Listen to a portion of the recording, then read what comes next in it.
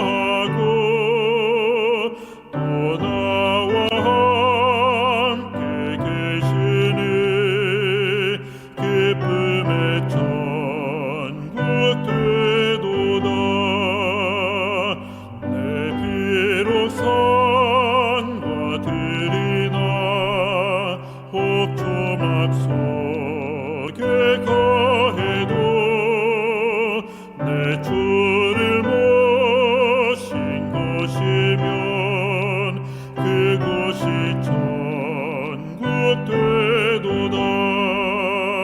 오 할렐루야 나의 주 내 지은 죄를 사하고 또 나와 함께 계시니 기쁨의 천국 되도다.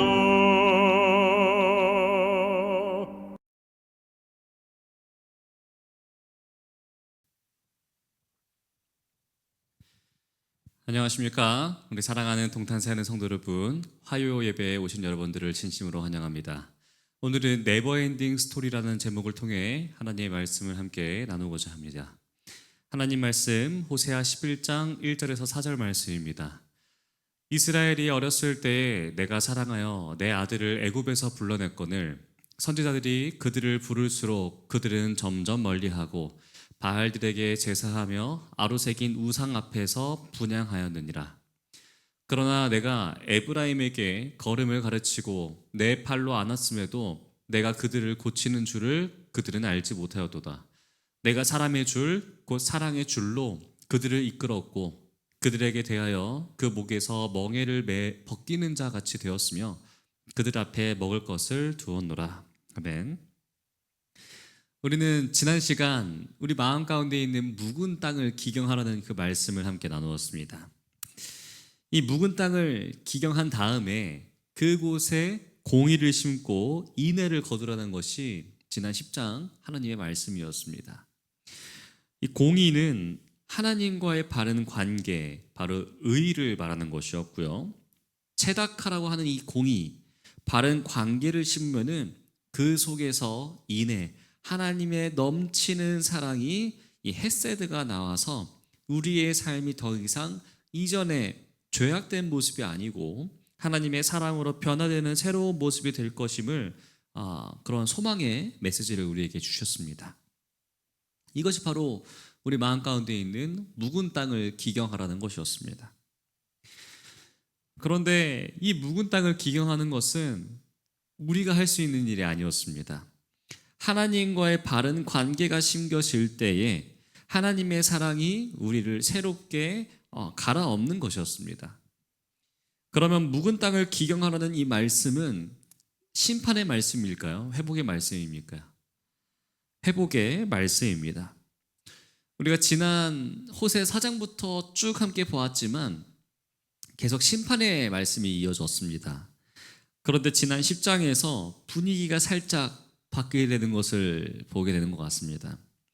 묵은 땅을 기경하라는 이 말씀을 통해서 이 심판의 메시지가 살짝 회복의 메시지로 계속 바뀌는 것을 볼 수 있습니다. 오늘 11장은요 더 바뀝니다.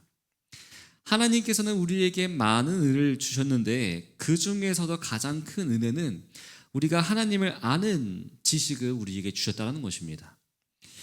호세아의 핵심은 이 하나님을 아는 지식이라는 것을 지난번에 제가 말씀을 드렸습니다. 우리가 하나님을 아는 지식이 왜 그것이 우리에게 있어서 은혜가 되냐면은 내 스스로는 절대로 하나님을 알 수 없기 때문에 그렇습니다. 쉽게 말해서 나 스스로 누가 나를 지었는가, 누가 나를 누구의 형상으로 만들었는가, 내가 누구의 자녀인가, 이것에 대해서 우리는 알 턱이 전혀 없습니다. 그런데 하나님께서 우리에게 이 성경이라는 것을 계시하여 말씀해 주셨기 때문에 우리는 알 수가 있는 것이죠. 그래서 하나님이 말씀해 주시고 알려주시고 그렇게 살도록 이끌어 가시는 그 하나님의 말씀, 그 안에서 발견하는 하나님을 아는 지식은 우리가 알 수 있는 최고의 은혜이고 그것이 우리에게는 큰 은총이 되어서 온다는 것이겠죠. 오늘 11장 전체는요, 이 하나님이 누구이신가를 알려주는 이 하나님을 아는 지식에 대한 엄청나게 큰 보고입니다.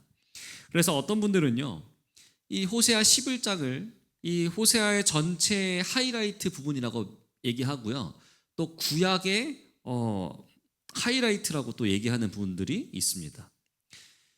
어쨌든 우리가 하나님이 어떠한 분인가 이것을 알아가는 것이 우리에게 있어서 회복이고, 하나님을 알아가는 것이 우리에게 있어서 구원이고, 하나님을 아는 것이 우리에게 있어서 변화로 다가온다는 것이겠죠. 그래서 우리가 어찌 보면은 십장에 나왔던 묵은 땅을 기경하라는 이 말씀이 이루어지는 부분은 바로 오늘 11장입니다. 오늘 바로 그 이 말씀이 우리의 묵은 땅을 기경하는 방법이고 과정이고 결과가 되길 간절히 바랍니다. 함께 1절 한번 보도록 하겠습니다. 이스라엘이 어렸을 때에 내가 사랑하여 내 아들을 애굽에서 불러냈거늘. 이 당시에 아이들은요 참 가치가 없었습니다. 그런데 오늘날은 이 아이들이 미래이지 않습니까?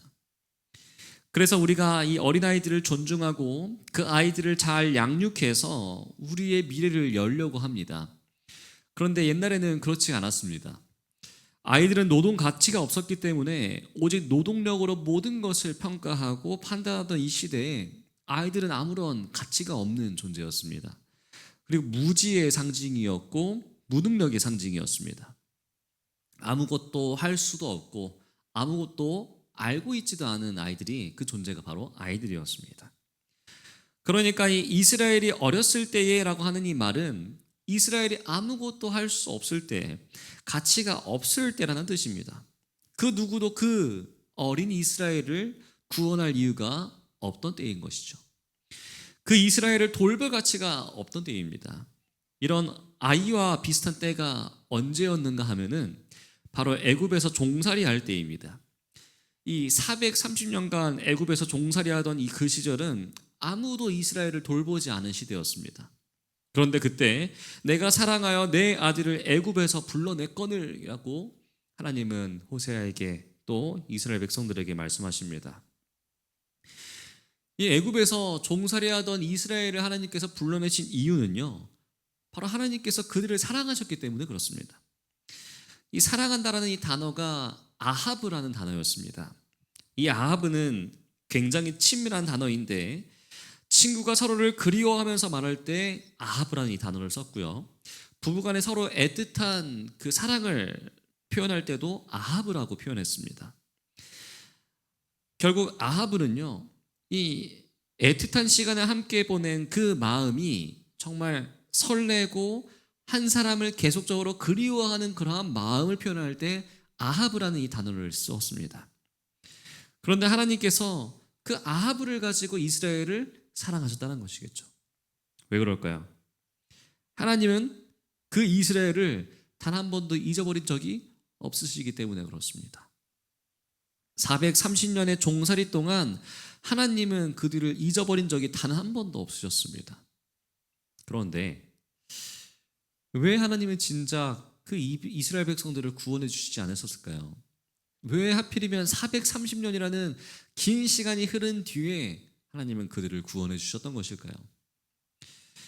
출애굽기 1장에 보면은 그들이 부르짖었기 때문입니다. 그들이 하나님께 간절히 부르짖었기 때문에 하나님께서 그들을 구원해 주셨습니다. 이 사랑이라고 하는 것은 억지로 한다고 해서 되는 것이 절대 아닙니다. 우리가 사랑하는 사람에게 좋은 뜻으로 전하는 말이 있습니다. 좋은 뜻으로 해가는 그런 행동이 있는데 분명히 사랑하는 마음에서 했는데 돌아오는 반응이 사랑의 대답이 아닐 때가 종종 있습니다. 왜 그런 거예요?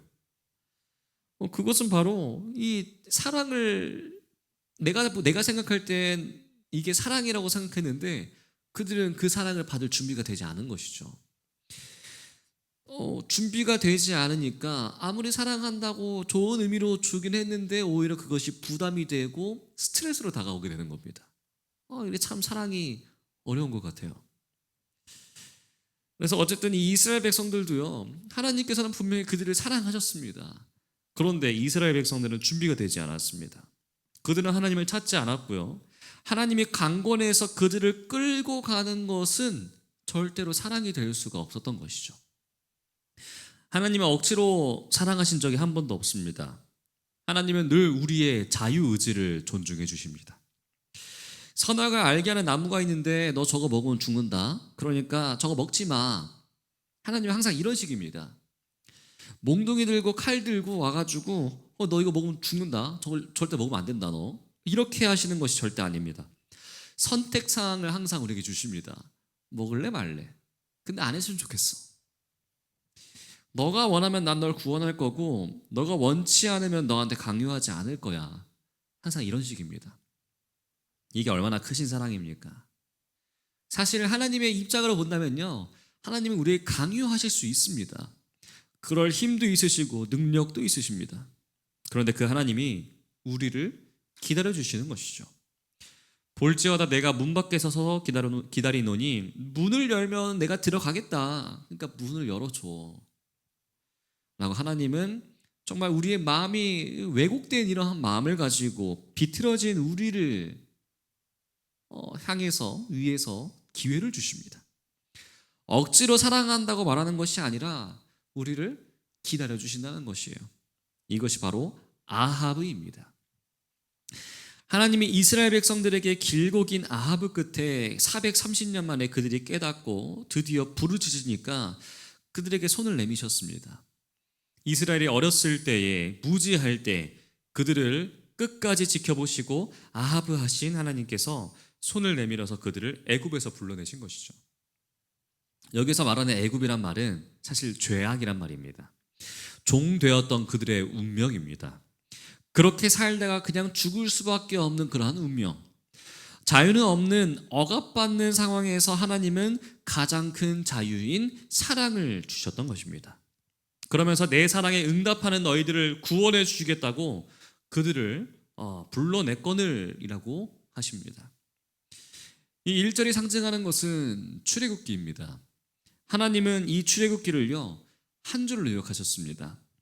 우리는 여기에서 하나님께서 하시는 이 두 가지의 사역을 함께 볼 수 있습니다. 하나님의 아는 지식 두 가지입니다. 첫 번째입니다. 사랑하신다. 두 번째, 불러내신다입니다. 하나님은 우리를 너무나 사랑하셔서 끝까지 사랑하시고 하나님의 때에 그들을 불러내신다는 것이겠죠. 우리가 이 하나님만 제대로 알아도요 우리의 삶이 희망찹니다. 왜냐하면 나는 지금 이 종살이 중에 있는데 나는 지금 내가 중요하게 생각하는 이 일에 매여 있고 이 상황에 매여 있고 전혀 희망이 보이지 않는 것처럼 보이고 그런 상황인데 그러나 나를 지켜보시고 아하브 하시는 하나님이 내 옆에 계십니다. 나를 사랑하시는 하나님이 계신다는 것이죠. 그리고 그분의 하나님의 때에 내가 하나님을 알고 하나님의 부르짖을 때에 나를 불러내주실 것이라는 그 사실을 우리가 기억한다면은 어떻게 보면 암울한 우리의 삶이 참 희망찬 삶으로 바뀌지 않겠습니까? 이것을 알고 믿는 사람과 모르고 믿는 사람의 차이는요 하늘과 땅 차이입니다. 많은 사람들이 이렇게 얘기를 합니다.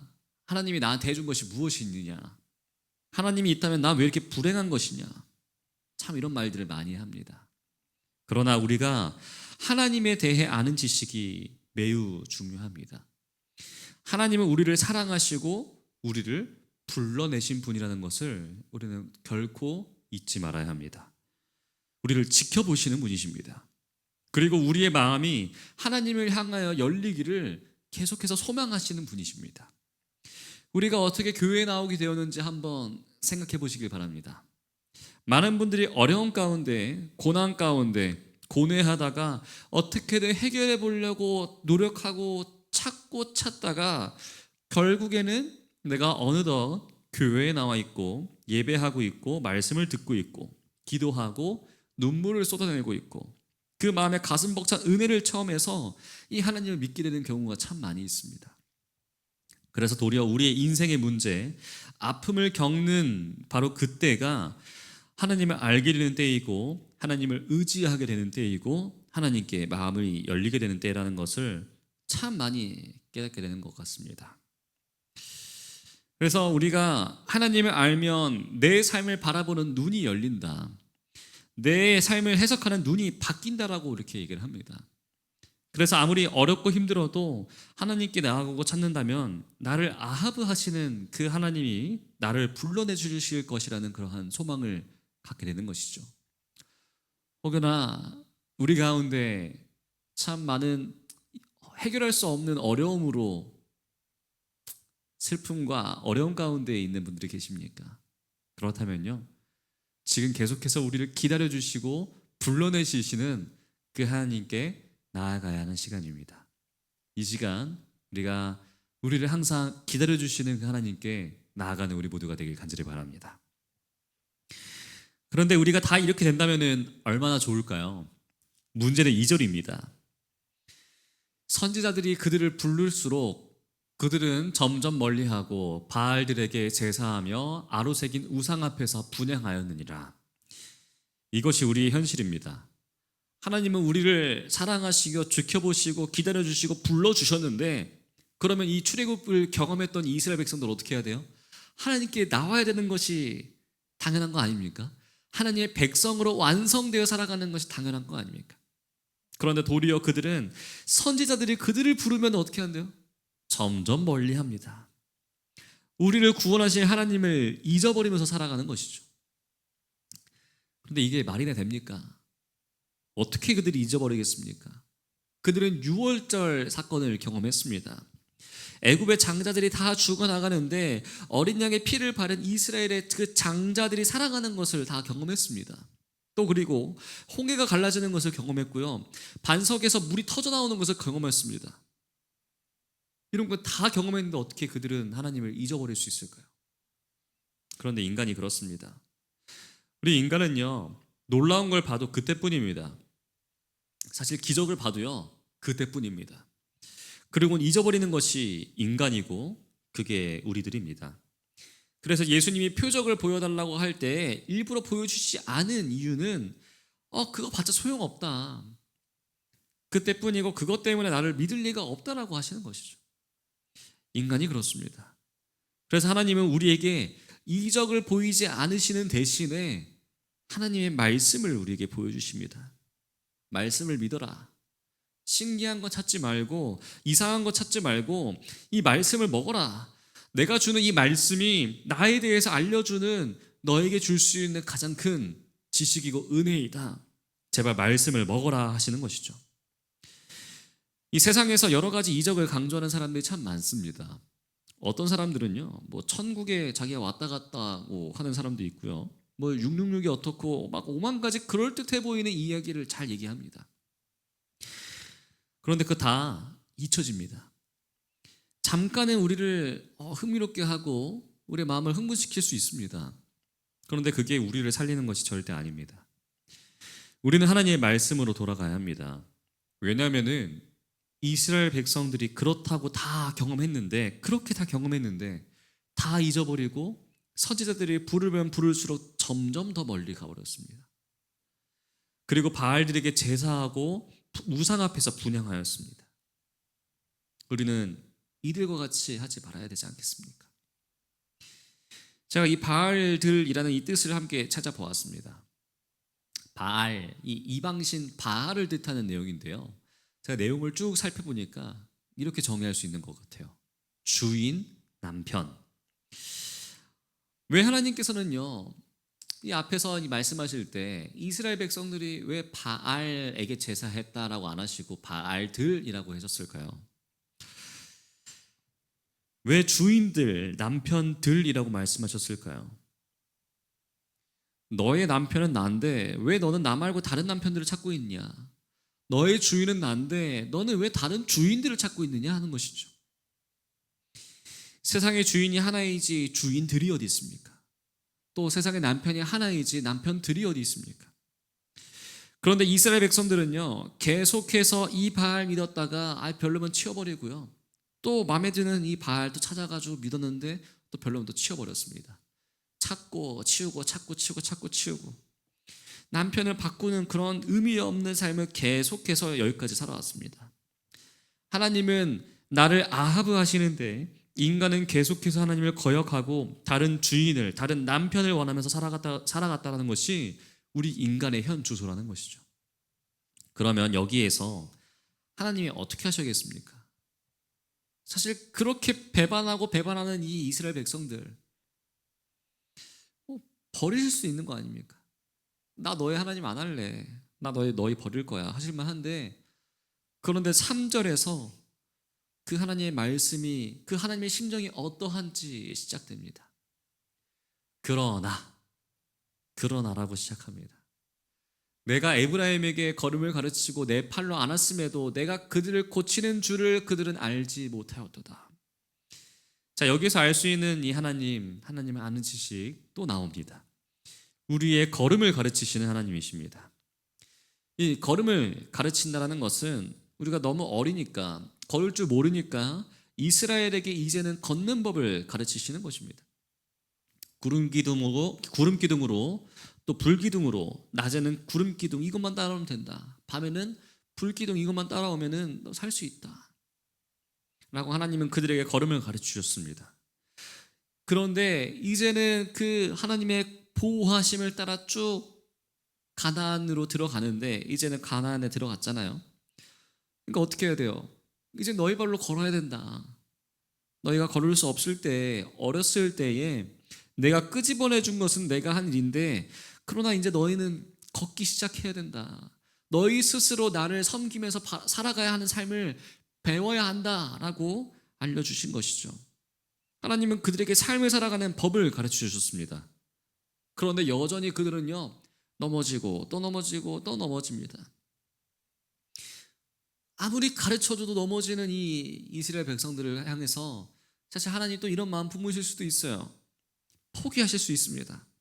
그런데 그게 아니라 하나님은요, 하나님의 팔로 그들을 안아주십니다.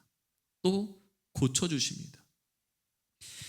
내가 그들을 고친다라는 이 단어가요, 라파입니다. 여호와 라파 할 때 그 라파입니다. 이 라파가 쓰여졌던 이 단어가요, 언제 쓰여졌는가 했는데, 마라의 쓴물을 단물로 바꾸시는 그 하나님, 여기에서 또 그들을 치료하시는 이 하나님, 이 라파가 쓰였습니다. 마라의 쓴물이 단물로 바뀐 것은요, 물을 바꾸신 것이 아니었습니다. 이스라엘 백성들의 마음을 바꾸신 것이었습니다. 불신앙의 마음, 하나님을 믿지 않고 패역한 그 마음, 의심하는 마음을 하나님께서는 믿는 마음으로, 하나님을 의지하는 마음으로 바꿔주신 그 사건이 바로 이 여호와 라파의 사건, 마라의 쓴물 사건이었습니다. 그런데 그것을 이 이스라엘 백성들이 알지 못했습니다. 그렇게 놀라운 체험을 계속하면서도 그들은 하나님이 누구인지 알지 못했고, 하나님이 우리를 사랑하시는지도 깨닫지 못했습니다. 자, 이러한 이스라엘 백성들의 모습을 보시니까 어떻습니까? 좀 답답하시지 않으십니까? 어떻게 모를 수가 있을까요? 그런데 그것이 바로 우리입니다. 지난주에 그렇게 큰 은혜를 받고도 이번 주에는 하나님이 어디 있냐라고 얘기도 하고요. 지난주에 기도하면서 눈물을 펑펑 쏟아내고도 이번 주에 내가 참 운이 없다, 하나님 날 도와주지 않는 것 같아 라고 말하는 것이 우리입니다.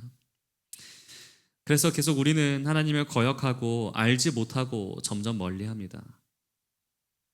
그런데 하나님은 어떻게 하시나? 4절입니다. 내가 사람의 줄, 곧 사랑의 줄로 그들을 이끌었고 그들에게 대하여 그 목에서 멍에를 벗긴 자같이 되었으며 그들 앞에서 먹을 것을 두었노라. 여기에서 사람의 줄의 반대말은요, 짐승의 줄입니다. 짐승의 줄은 멍에를 씌워놓고 일을 시키고 윽박지르고 협박하는 것이 바로 이 짐승의 줄입니다. 그런데 사람의 줄은 인정해주고 복돋아주고 칭찬해주고 응원해줘서 그 사람이 자발적으로 설 수 있도록 도와주는 것입니다. 하나님은 이스라엘 백성들이 계속해서 하나님을 거역하고 우상을 숭배하고 다른 남편을 찾고 다른 주인을 찾고 아무리 놀라운 일을 보여줘도 믿지 않고 잊어버리고 하나님을 알지 못하는 그러한 현실 가운데 있어도 그 사람들을 징벌하시는 것이 아니라 그들에게 다시 한번 이 사랑의 줄을 내밀어 주신다는 것입니다. 그 사람의 줄, 곧 사랑의 줄, 여기에서 이 사람의 줄이라고 할 때 사람의 이 히브리 원어는 아담입니다. 그리고 줄은 언약입니다. 그러면 사람의 줄이라는 이 말을 원어로 바꿔 읽으면요, 아담의 언약입니다. 그러니까 아담에게 주셨던 맹세가 무엇인지 찾아보게 되면은 그 정말 말도 안 되는 그 상황 가운데 하나님을 알지 못할 수 없는 그 상황에서도 하나님을 알지 못하는 그 사람이 하나님의 마음을 알 수 있게 된다는 것이겠죠. 계속적으로 하나님은 우리를 건져주시고 우리에게 걸음을 가르쳐주시고 팔로 안아주시고 고쳐주시는데 그것을 알지 못하는 인간이 어떠한 이 사람의 줄 아담의 언약을 주시는가를 알게 된다면은 하나님이 이루실 일들을 보이게 될 것이라는 것이죠. 그렇다면 아담에게 주셨던 하나님의 언약이 무엇입니까? 그것은 바로 창세기 3장 15절이었습니다.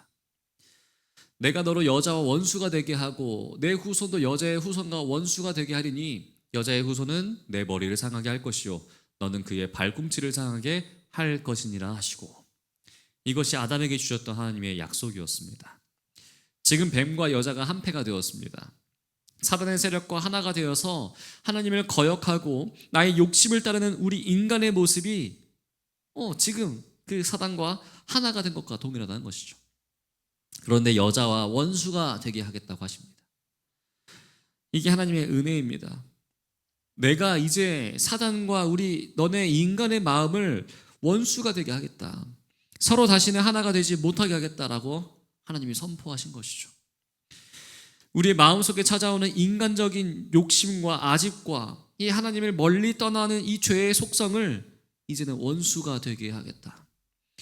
그리고 내 후손도 여자의 후손과 원수가 되게 하겠다. 다시 인간의 마음이 사단과 짝짓지 못하게 하겠다 하십니다. 그리고 예수 그리스도께서 내 머리를 상하게 할 것이다. 하나님께서 그 사단의 권세를 깨뜨리고 그에게 치명적인 위해를 가할 것이라는 것을 말하는 것이죠. 여자의 후손의 발꿈치가 상할지라도 예수님께서 고난당하실지라도 결국은 이 사단의 머리를 상하게 할 것이다. 사단의 권세를 박살낼 하나님께서 주신 약속의 말씀. 더 이상 우리 인간이 사단의 꿰매 빠져서 하나님을 거역하고 잊어버리고 죄와 사망의 길을 가지 않고 이제는 사단과 원수가 되는 길을 갈 것이라고 하는 이 약속을 우리에게 주셨습니다. 이 하나님이 허락하신 아담의 맹세가 있기 때문에 하나님은 우리를 예수 그리스도의 십자가로 인도하시는 것입니다. 억지로 강제로 끌고 오는 것이 아니라 우리가 이 십자가의 사랑 앞으로 나올 수 있도록 하나님은 우리를 사람의 줄로 인도해 주십니다. 그래서 사람의 줄은 곧 사랑의 줄이라고 표현합니다. 통제하는 줄이 아니고 억압하는 줄이 아니고 그 줄은 사랑의 줄입니다. 하나님은 우리를 사람의 줄, 사랑의 줄로 이끄시는 하나님이십니다. 그리고 그들에게 대하여 그 목에서 멍에를 벗기는 자 같이 되었으며 그들 앞에 먹을 것을 두었노라. 우리가 그동안 가지고 있던 이 죄의 멍에, 아픔의 멍에, 무지의 멍에, 하나님을 알지 못하고 계속적으로 우리의 고집만 부렸던 이 무지의 멍에를 벗겨주십니다. 우리에게 새로운 생명으로 회복시켜 주시는 은혜의 날이 우리에게 오게 될 것이라는 것을, 이 회복의 메시지를 우리에게 주시고 계시는 것이죠. 우리에게 주시는 이 하나님의 약속을 믿고 하나님의 사랑의 줄을 굳게 붙잡는 우리가 되길 간절히 바랍니다. 우리가 이 1절부터 4절까지 정말 짧은 이 4개의 절밖에 안 되는데 이 4절 안에 하나님을 아는 지식이 얼마나 많이 나왔을까요? 1절에 보면요, 내가 사랑했다, 그리고 불러냈다. 또 3절에 보면은 내가 걸음을 가르쳤다, 내 팔로 안았다, 내가 고쳤다. 그리고 4절에는 내가 그들을 이끌었다, 멍에를 벗겨주었다, 그들에게 먹을 것을 두었다. 총 8개의 이 하나님을 아는 지식, 하나님에 대한 지식이 나옵니다. 우리 사랑하는 성도 여러분, 우리가 이 말씀만 우리가 묵상해도요, 오늘 하루가 모자랄 것입니다. 이 말씀만 우리가 제대로 묵상해도요, 우리의 한 주가 모자랄 것입니다. 이 말씀만 우리가 제대로 은혜를 받아도요, 이 한 달이 부족할 것입니다. 그리고 이 말씀을 우리가 충분히 묵상하면요, 우리의 평생을 살아갈 수 있는 놀라운 은혜가 될 것입니다. 오늘 주시는 이 말씀을 굳게 붙잡는 우리가 되길 간절히 바랍니다. 이스라엘 백성이 망한 이유는요, 여호와 하나님을 아는 지식이 없어서 망했습니다. 하나님의 은총을 잊어버리고 하나님이 하신 일들을 다 놓쳐버리고 이곳저곳 기웃거리다가 이 주인 저 남편을 기웃거리며 살아가는 이 이스라엘 백성들에게 하나님은 오늘 말씀하십니다. 하나님의 은혜가 무엇인지를 알아라. 그분은 너를 사랑하고 그분은 너를 불러주시고 걸음을 가르치고 너희를 팔로 안아주시고 너희를 고쳐주시고 너희를 사랑의 줄로 인도하셨다. 그리고 멍에를 벗겨주었고 먹을 것을 너희들의 앞에 두어주시는 분이시다. 사랑하는 성도 여러분, 이 하나님을 꼭 붙잡으시길 간절히 바랍니다. 놓치지 마시길 바랍니다. 우리의 삶의 문제를 우리가 스스로 생각하지 말고 문제를 뛰어넘어서 우리를 살리시는 그 하나님을 바로 알게 되시길 간절히 바랍니다. 그래서 그 지식이 우리를 살게 하고 하나님을 아는 그 지식이 무지하고 무능한 우리를 하나님께로 이끌어서 마침내 올바른 소망으로 하나님과의 관계를 회복시키고 또 하나님을 기쁘시게 하는 우리 동탄세하늘 성도님들이 되시길 간절히 바라면서 오늘 말씀 마치도록 하겠습니다. 감사합니다. 기도하겠습니다. 우리를 언제나 사랑으로 이끌어 주시는 하나님 아버지, 우리는 하나님을 제대로 알지 못한 채 내 삶의 문제만 바라보며 살아갑니다. 남들에게 보여지는 것이 너무나 중요해서 우리의 삶은 언제나 어지럽고 흔들립니다. 그러나 하나님께서는 변치 않는 사랑으로 우리가 무능하더라도 우리를 사랑하여 주시고 불러내 주시고 하나님의 뜻대로 걸음을 가르치시고 안아주시고 고쳐주심에 너무나 감사합니다. 오늘 그 큰 사랑을 다시 알게 되었습니다. 끝까지 우리를 용서하시고 사랑하셔서 사람의 줄, 곧 사랑의 줄로 이끌어 주심에 너무나 감사합니다.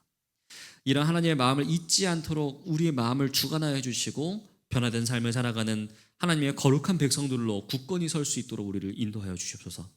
하나님을 아는 지식을 우리에게 주시고 그 지식을 통해 우리의 삶의 문제를 뛰어넘고 하나님께 영광 돌리는 복된 삶을 살도록 우리를 인도하여 주시옵소서. 사랑이 많으신 예수 그리스도 이름으로 간절히 기도합니다. 아멘.